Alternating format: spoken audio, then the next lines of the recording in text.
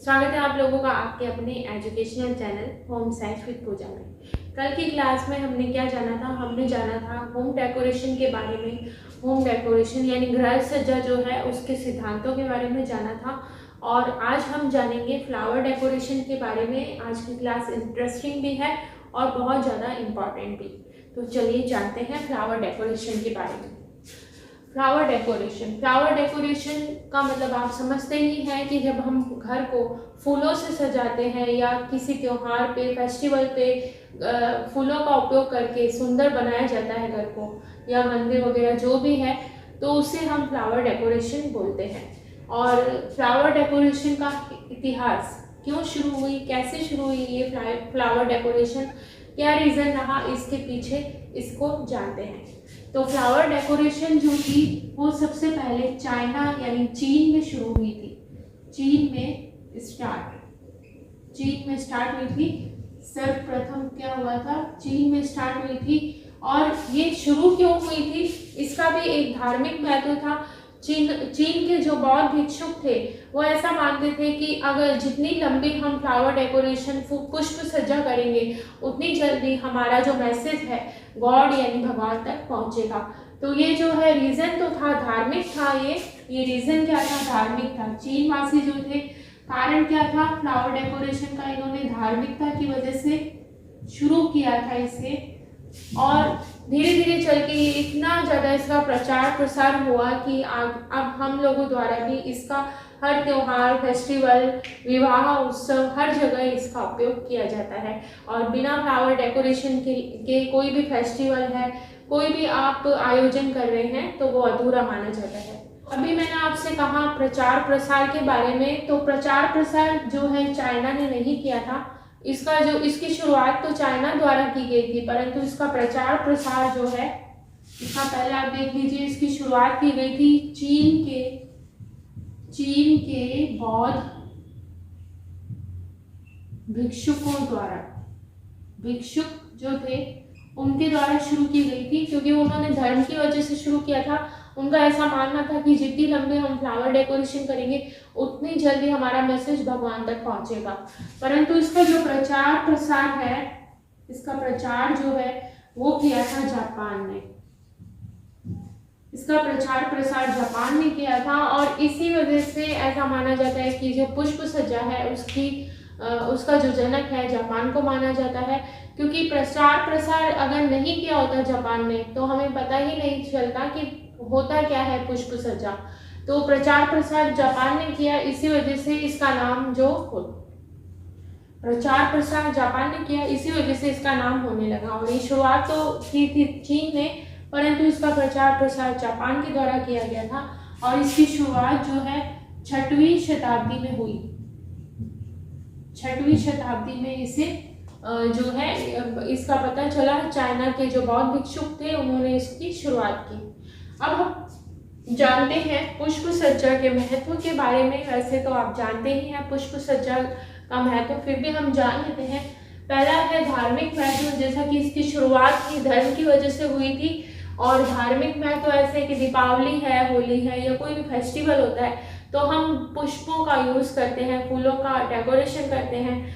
फूलों की माला वगैरह जो है वो भी भगवान को चढ़ाई जाती है। तो धार्मिक महत्व भी बहुत ज़्यादा है इसका। सजीवता लाने के लिए फूल जो होते हैं बहुत ही आकर्षक भी लगते हैं, साथ ही हमारे अंदर सजीवता को भी लाते हैं। फूल जो नेचुरल फ्लावर होते हैं, जो आर्टिफिशियल की बात नहीं कर रही हूँ मैं, नेचुरल फ्लावर जो होते हैं वो हमारे अंदर सजीवता लाने का कार्य करते हैं। हम फूलों को देखकर अच्छा महसूस करते हैं, हमारे अंदर पॉजिटिविटी आती है। इसके बाद बात करते हैं आकर्षण बढ़ाने में। फूलों का उपयोग जब हम करते हैं तो वो चीज़ जो है 2 गुना सुंदर लगने लगती है, उसका आकर्षण बहुत ज़्यादा बढ़ जाता है और सभी लोग उसको देखना पसंद करते हैं। साथ ही रचनात्मकता बढ़ाने के लिए फूलों का उपयोग, रचनात्मकता बढ़ाने के लिए मतलब हम कई बार जैसे रंगोली वगैरह बना रहे होते हैं तो उसमें भी पुष्पों का, फूलों का यूज़ करते हैं। उससे वो जो रंगोली है और भी अच्छी लगती है, और इससे हमारी क्रिएटिविटी भी बढ़ती है। हम अपने अंदर क्रिएशन लाते हैं कि हाँ इस तरह से करें तो ये सुंदर लगेगा। कर लेते हैं पुष्प सज्जा यानी फ्लावर डेकोरेशन के टाइप्स के बारे में। सबसे पहले है भारतीय जिसे हम देशी बोलते हैं और साथ ही पारंपरिक भी बोलते हैं। तो हमारा जो भारतीय पुष्प सज्जा की शैली होती है वो कैसी होती है, हम लोग जो क्या करते हैं, हम लोग फ्लावर को ज़्यादा महत्व देते हैं। फ्लावर हमारा बड़ा दर्शाया जाता है, वहीं पर पत्तियों को हम छोटा दिखाते हैं। इस तरह से कुछ इस तरह से हमारे यहाँ फ्लावर डेकोरेशन की जाती है। एक तो हम लोग पत्तियाँ जो हैं, ये जैसे आप यहाँ पर एक बार देख लें, जैसे हम पत्तियों को कम महत्व, फूल को अधिक महत्व और फूल को केंद्र में रखा जाता है। हम जो फ्लावर डेकोरेशन करते हैं उसमें हम फ्लावर जो है, फूल जो है, उसे हम एक तो महत्व ज़्यादा देते हैं, ज़्यादा बड़ा दिखाते हैं, जिससे कि ध्यान जो है सारा फूल पे ही जाए। साथ ही जो फूल है उसे हम सेंटर में रखते हैं ताकि हमारा जो ध्यान है वो उसी पर जाए। और पत्तियां जो है हम आजू बाजू इस तरह से लगा देते हैं और पत्तियों का जो साइज है उसको भी थोड़ा छोटा रखते हैं। नेक्स्ट हम बात करते हैं मॉडर्न जापानी या लटकती हुई पुष्प सज्जा के बारे में, जिसका उत्तरार्ध जो है 20वीं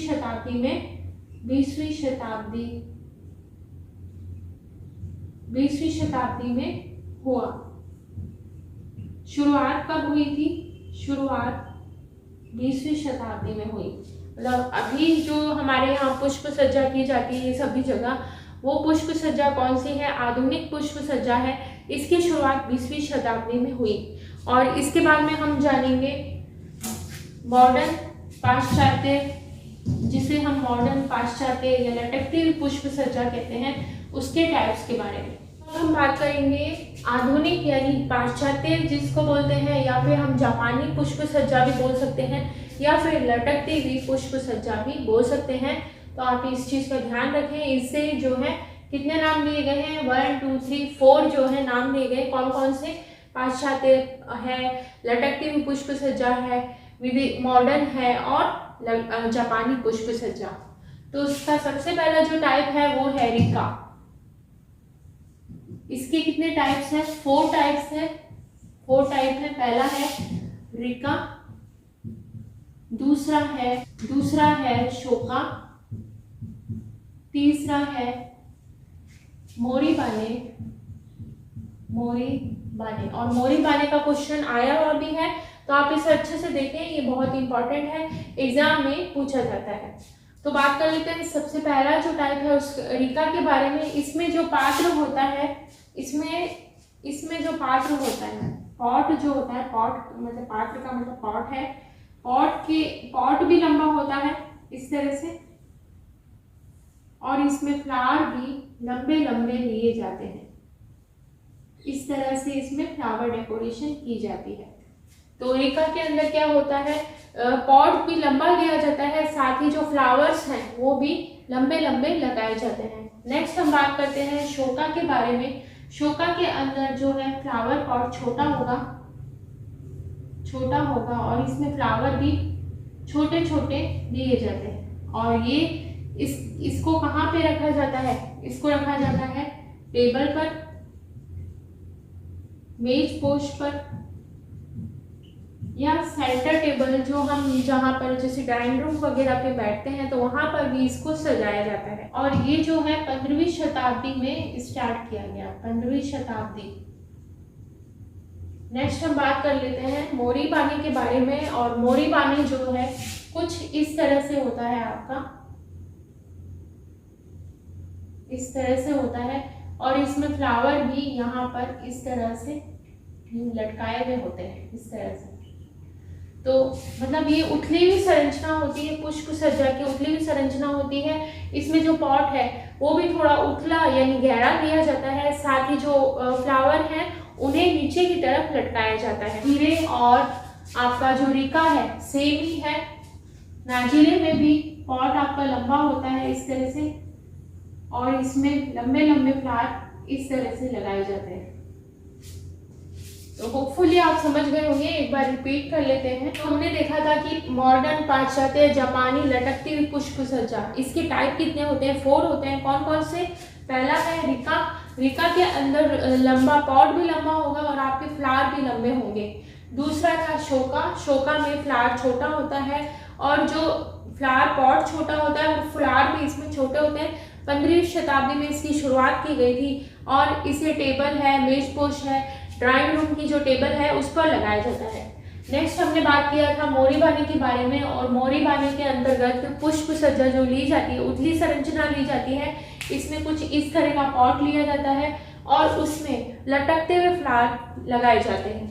नेक्स्ट हमने बात की नाजीरे के बारे में। नाजीरे जो है वो रिका से मिलता जुलता है, जैसे कि रिका में भी हम पॉट लंबा ले रहे हैं, फ्लावर लंबा ले रहे हैं, इसी तरह से नाजीरे में भी पॉट और फ्लावर दोनों लंबे लेंगे। कर लेते हैं आधुनिक पुष्प सज्जा के बारे में, और इसकी स्टार्टिंग कब हुई?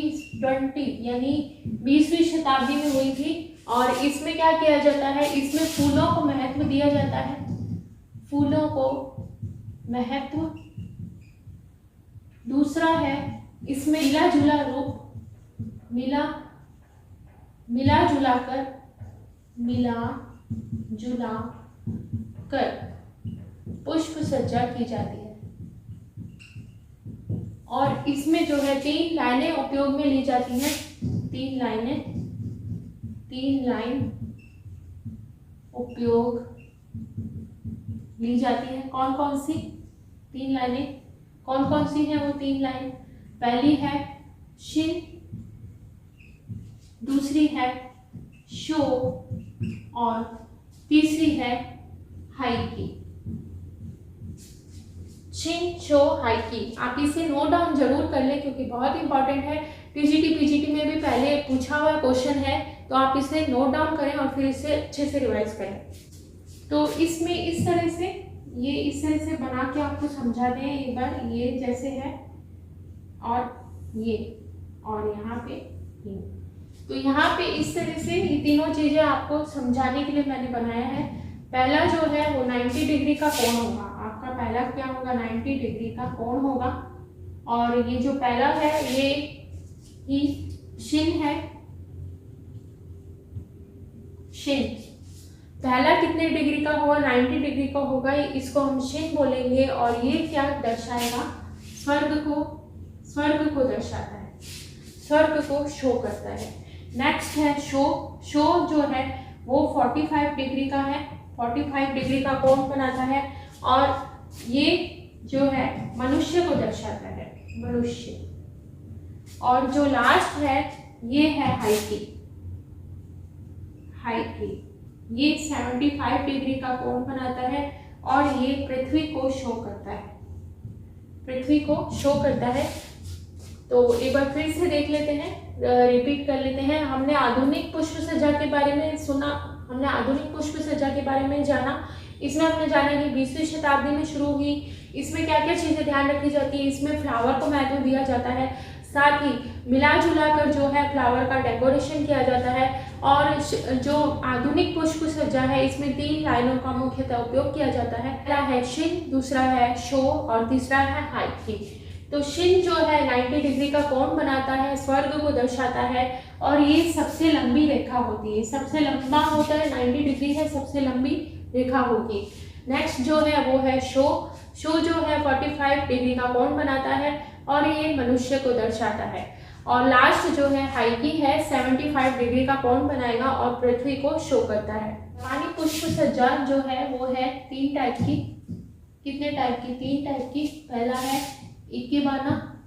इकेबाना ये शब्द भी आपने एग्जाम में सुना होगा, ये कई बार पूछा गया है। इकेबाना, टोकोबाना, टोकोबाना और सेट्टू स्थानांतरण। सेट्टू स्थानांतरण। इकेबाना, इकेबाना में जीवित फूलों का उपयोग किया जाता है। जीवित फूल, जीवित पुष्प सज्जा में यूज। टोकोबाना जो है इसमें मंदिर के अंदर जो सज्जा की जाती है, मंदिर के अंदर पुष्प सज्जा। और सिट्टू स्थानांतरण नाम से ही पता चल रहा है, इसमें स्थानांतरण को दर्शाया जाता है।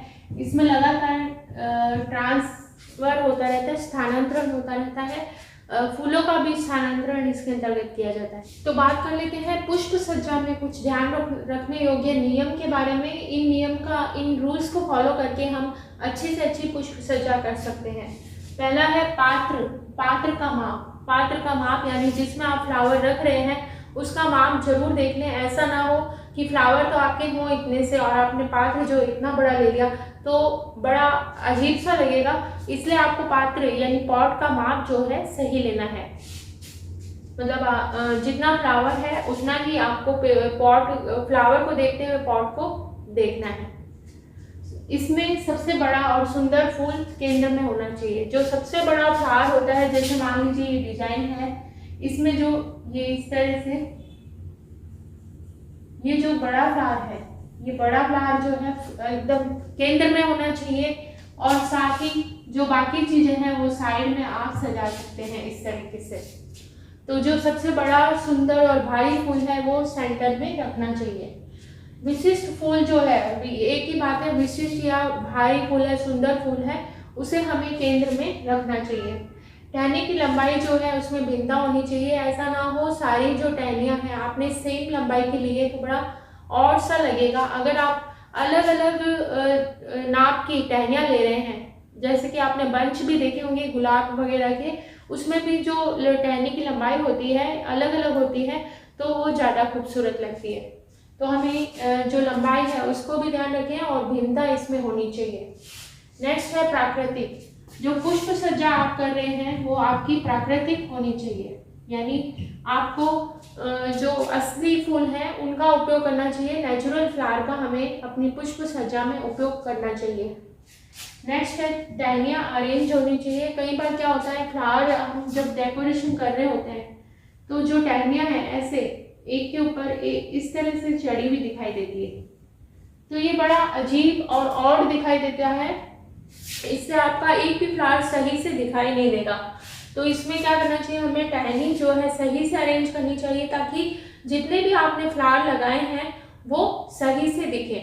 और जो लास्ट ध्यान रखने वाली बात है वो है पुष्प सज्जा में कम से अधिक 3 फ्लावर उपयोग करें।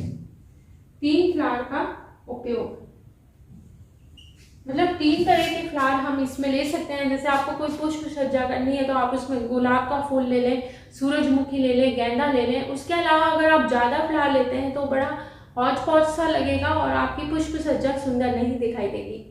रिलेटेड कुछ शब्दावलियों के बारे में जान लेते हैं। पहला फेडरल पुष्प सज्जा है। फेडरल में जो है हल्के फूल लिए जाते हैं, इसमें हम हल्के फ्लावर लेंगे, हल्के फ्लावर लेंगे। जैसे आपका ये फ्लावर पॉट है, ये आपने ले लिया फ्लावर पॉट,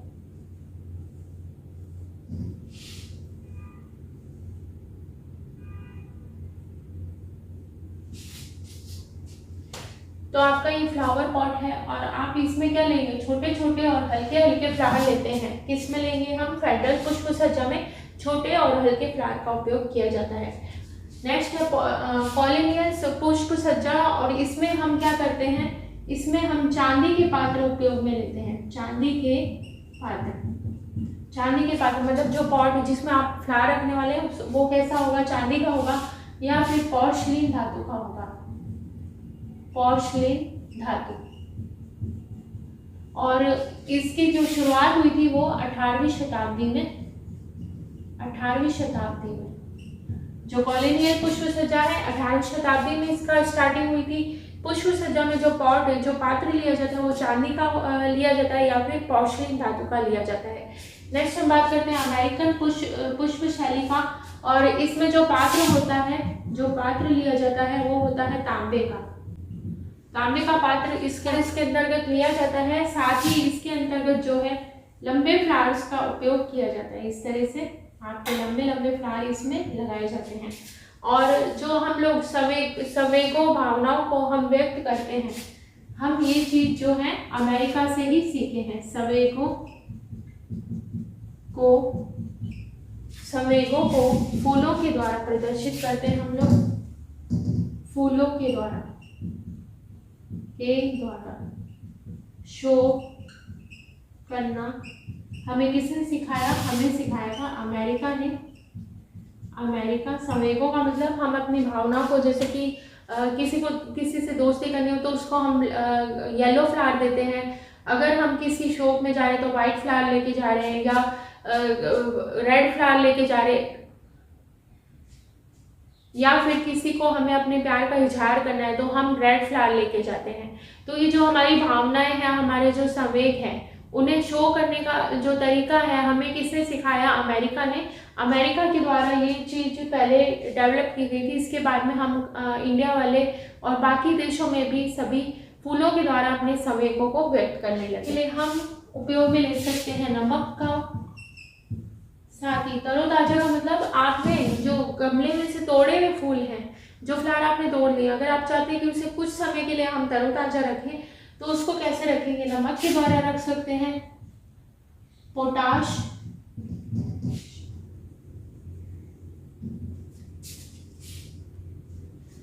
अल्कोहल के द्वारा भी हम इसे रख सकते हैं। और पोटाश को पोटेशियम भी कहा जाता है, पोटेशियम। साथ ही चांदी के सिक्के के द्वारा भी आप फ्लावर को तरोताजा रख सकते हैं, तरोताजा रख सकते हैं। हमने क्या देखा? फूलों को तरोताजा रखने के तरीके कौन कौन से होते हैं? तो जो तोड़े हुए फूल हैं, जो हमने बंच वगैरह अगर हमें किसी ने गिफ्ट दिया है या हम तोड़ के ले आए हैं फूल, तो उनको तरोताजा कैसे रखेंगे? या तो आप नमक का यूज़ कर सकते हैं, पोटाश यानी पोटेशियम का यूज़ कर सकते हैं, या फिर आप अल्कोहल का उपयोग इसमें कर सकते हैं। अगर आप चांदी का सिक्का भी पानी के अंदर चांदी का सिक्का डाल दें और उसमें फ्लावर को डाल दें तो भी आपके जो फ्लावर हैं तरोताजा रहेंगे। और अभी इस वीडियो का जो लास्ट जो आपको एक नोट में बता दूं, नोट आप जरूर नोट डाउन कर लें। हमें जो फ्लावर हैं, फूलों को हमें प्रातःकाल में तोड़ना चाहिए, हमेशा प्रातःकाल में तोड़ना चाहिए। और साथ ही तिरछा तोड़ना चाहिए। तो एक बार शॉर्ट में हम रिकॉल कर लेते हैं क्या क्या पढ़ा आज हमने जाना पुष्प सज्जा के इतिहास के बारे में, किस तरह से ये डेवलप हुआ, क्या रीज़न रहा कि ये जो पुष्प सज्जा है हमारे सभी जगह अब प्रचलित होने लगी और बिना इसके कोई भी आयोजन जो है पूरा नहीं माना जाता। इसके बारे में हमने जाना कि फ्लावर डेकोरेशन कितने तरह की होती है, उसमें हमने जाना विदेशी फ्लावर सज्जा क्या होती है, फूलों की सज्जा क्या होती है, साथ ही हमने जाना जापानी पुष्प सज्जा क्या है, इन सब के बारे में जाना। और लास्ट में हमने जाना फूलों को जब हम सज्जा करें, पुष्प सज्जा करते समय हमें किन किन बातों का, किन किन नियमों को फॉलो करना चाहिए। साथ ही हमने जाना कि फूलों को तरोताजा रखने के क्या क्या तरीके हैं। और लास्ट में हमने देखा कि फूलों को हमें प्रातःकाल में तोड़ना चाहिए और हमेशा उन्हें तिरछा तोड़ना चाहिए। होपफुली आपको ये क्लास समझ में आई होगी। और मैं आपसे फिर से कहना चाहूँगी, आप क्लास को देखने से पहले अपने पास एक रजिस्टर और पेन जरूर रखें और इन पॉइंट्स को नोट करते रहें और इन्हें बाद में रिवाइज करें ताकि आपकी तैयारी बेस्ट हो। और आज की क्लास में हमने काफ़ी सारी चीज़ें देखी, इंटरेस्टिंग भी थी और इम्पॉर्टेंट भी थी। कल की क्लास में हम जानेंगे होम के बारे में। होम यानी घर बनाने में हमें किन किन बातों का ध्यान रखना चाहिए, क्यों हमें घर की ज़रूरत होती है। कल मिलेंगे अपनी इम्पॉर्टेंट और इंटरेस्टिंग क्लास के साथ। आज की क्लास में इतना ही। Thank you so much.